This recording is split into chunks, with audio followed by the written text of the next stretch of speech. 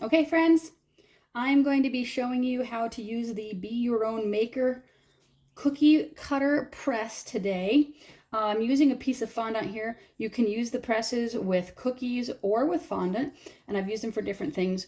I'm just going to use this for illustration purposes. So when you get your Be Your Own Maker cookie cutter, you will have the cutter and you will have the press.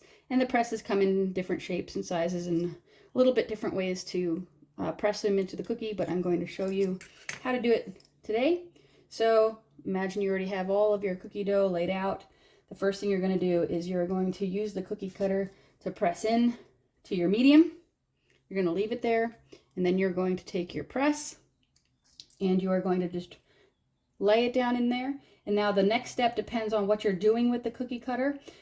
If you are going to be decorating the cookies later, you're only going to press very lightly here.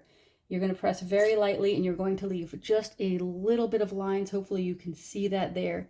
Just enough that when they bake and they come out of the oven, you then have the lines that you can just trace when you go to use your royal icing.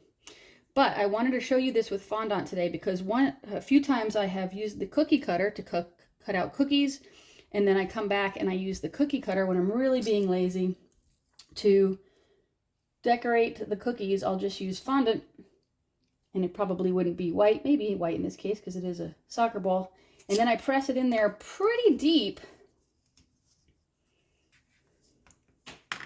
and then I would lay that right on top of the cookie, and then I have fondant covered cookies. So different ways that you can use the Be Your Own Maker cookie cutter and cookie press.